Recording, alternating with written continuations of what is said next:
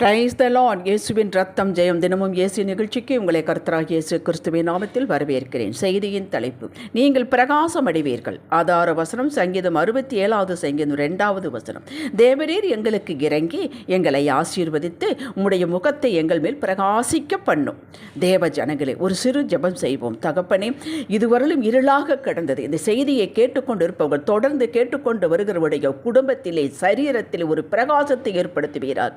தகப்பனை தெளிவடைய செய்வீராக. இயேசுவின் நாமத்தில் பிதாவே, ஆமென். தாவீது இதற்கு முன்னால் இருக்கும் சங்கீதங்களில் தன் நிலைமையை தேவனுக்கு விளக்கினான். சத்துருவின் செயலை காண்பித்தான். தன் நம்பிக்கையை அறிக்கை செய்தான்.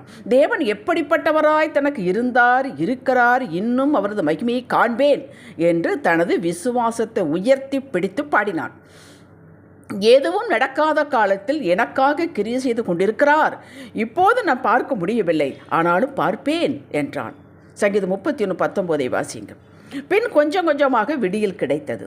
காட்டில் இருந்த இவனை இஸ்ரவேல் கோத்திரத்தார்கள், மூப்பர்கள், சேனை தலைவர்கள், வீரர்கள் தேடி வந்தார்கள். வந்ததுமின்றி உம்முடைய தேவன் உனக்கு துணை நிற்கிறார் என்று தீர்க்க தரிசனம் சொன்னார்கள். 1 நாளாகும் 12:18. இப்போது தாவீதின் சேனை தேவ சேனையைப் போல் எழும்பெற்று என்று வாசிக்கிறோம். இவனுக்குள் உற்சாகம். இந்த உற்சாகம் தான் அடையப் போகும் வெற்றிக்கு முன் ருசி என்பதை உணர்ந்தான். சரி, இவர்களை வைத்துக்கொண்டு முடிந்தளவு வெற்றி காணலாம் என்று இல்லாமல், சேனையே தனது நம்பிக்கையாக கொண்டிராமல், இதை கூட்டி சேர்த்த தேவனை நோக்கி ஜெபிக்கிறான். அதாவது, தேவனே, நீர் எனக்கு காண்பித்த இரக்கத்திற்கு ஸ்தோத்திரம். இது போதாது, இன்னும் ஒரு தயவு, இரக்கம், காருண்ய, கிருபை வேண்டும். இவைகள் இனி ஆசீர்வாதத்திற்கு நேராக என்னை நடத்தட்டும்.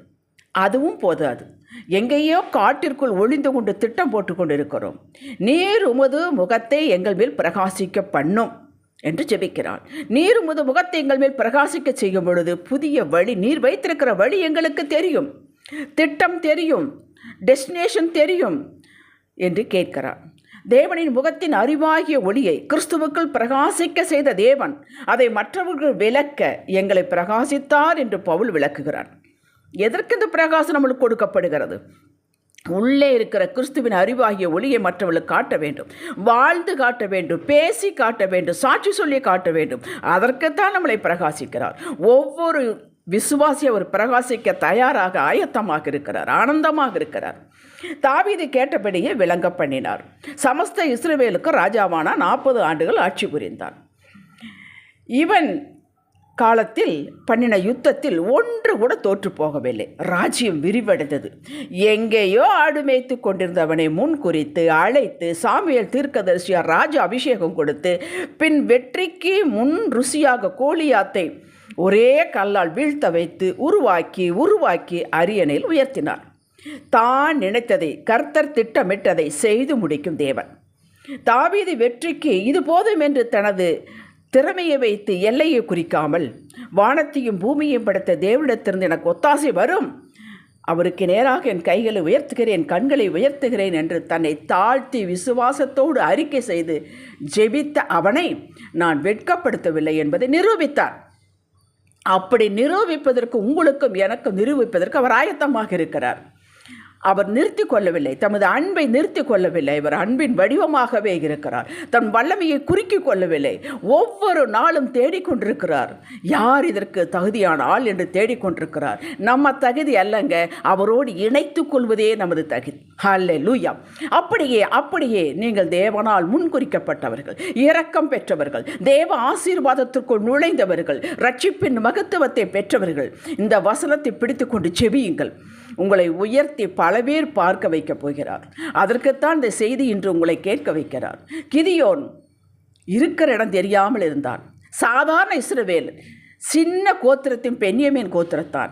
கர்த்தர் அவனை தேடி போய் அவனை பலப்படுத்தி அவன் கேட்ட அடையாளங்களை கொடுத்து 300 பேரை கொண்டு திரளான ஆர்மியாக வந்த எதிராளிகளை தோற்கடித்து வெற்றியடை செய்து இஸ்ரவேல் மக்களுக்கு தலைவனாக, நியாயாதிபதியாக மாற்றினார். அப்படி நீங்கள், எனக்கு எந்த தகுதியும் இல்லை, எந்த அளவிற்கு கேட்கலாம் என்று கூட எனக்கு தெரியவில்லை என்று உங்களையே சுருக்கிக் கொள்ளாதீர்கள். இப்போது நீங்கள் செய்து கொண்டிருக்கும் வேலை, பிஸ்னஸ், ஊழியம் எதுவாக இருந்தாலும் தேவன் ஞானம் கொடுத்து உங்களை செயல்பட வைத்து, சங்கீதம் 32:8 படியுங்கள், உயர்ந்த சித்தம் கொண்டுள்ளார். உயர்த்துவதற்கு அவர் சித்தம் கொண்டுள்ளார். உங்களை குறித்த வைத்திருக்க திட்டங்கள் பூமிக்கு வானத்திற்கு மேலானது என்கிறார். நீங்கள் குறிக்கிக் கொள்ளாதீர்கள். இந்த குறு செய்தியின் மூலம் உங்களிடம் சொல்லுகிறார், அறிவிக்கிறார். கேட்கிற யாவருக்கும் அடியாளுக்கும் சேர்த்து தான் கிடைக்கும். அட, இவன் தச்சன் மகன் அல்லவா, இவன் சகோதர சகோதரிகள் நம்முடன் இருக்கிறார்கள் அல்லவா, இவனுக்கு எங்கே இருந்து வந்தது இத்தனை ஞானம் செயல் என்று ஆச்சரியப்பட்டு பேசினார்கள் இயேசுவை பார்த்து. அப்படி உங்கள் அக்கம் பக்கத்தார் எல்லாம், அட இதோ இந்த சிறிய இடத்தில் தானே பிஸ்னஸ் ஆரம்பித்தார், இதோ பழைய 2 வீலர் தானே இது வழியாக போவார், பார்த்துருக்குறோமே, இன்று எல்லோரும் இவரை பற்றி இவரது பிஸ்னஸ் ஞானம் பற்றியே பேசுகிறார்களே என்று உங்களை பார்த்து பேசும் நாட்கள் சமீபித்து வருகிறது. யோசேப்பை பிரகாசிக்க செய்து எகிப்து தேசம் முழுமைக்கு அதிகாரியாக வைக்குவதற்கு தேவனுக்கு ஒரு சில மணி நேரம்தான் தேவைப்பட்டது. அதுவரையில் அந்த சில மணி நேரத்திற்காக அந்த நேரம் வரும் என்று அவனுக்கு தெரியாது. எப்பொழுது வரும் என்றும் அவன் அறிந்திரவில்லை. அவன் எப்போதும் தேவனோடு கர்த்தரோடு இணைந்திருந்தான். அதுதான் அவனுக்கு தகுதி.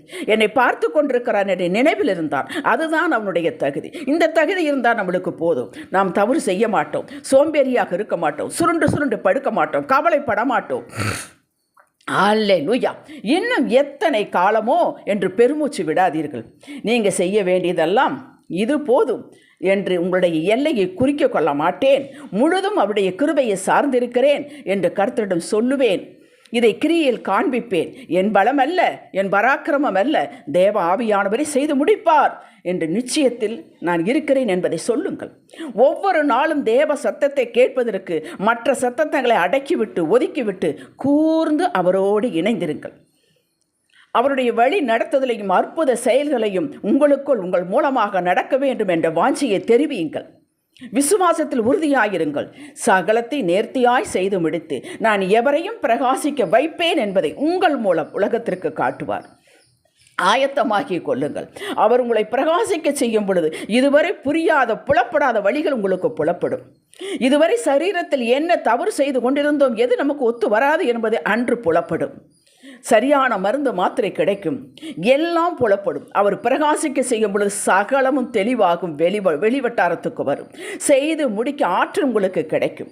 இருள் வெளிச்சமாகும், கருகலானது தெளிவாகும், புரியும், உங்களுக்கு எல்லாம் புரியும். அது சீக்கிரம் உங்களுக்கு நடக்கப் போகிறது. விசுவாசியுங்கள். ஹல்லேலூயா. ஜெபிக்கலாம். தகப்பனே, நீர் எவரையும் பலப்படுத்தும் பிரகாசிக்க செய்ய முடியும். உம்மால் செய்ய முடியாத காரியம் ஏதுமில்லை என்பதை அறிவோம்.